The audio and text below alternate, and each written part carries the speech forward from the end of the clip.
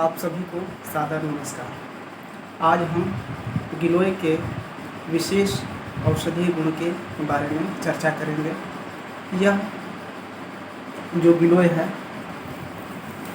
मेरे हाथों में इतना सारा गिलोय है। इस गिलोय को यदि आप बुखार, सर्दी, जुकाम से परेशान हैं तो इसका प्रयोग कर सकते हैं।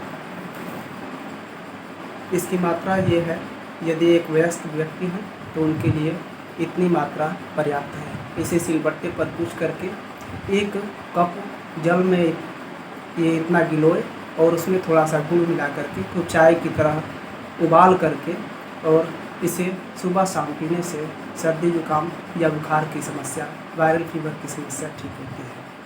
तो यह रहा गिलोय का विशेष गुण। धन्यवाद।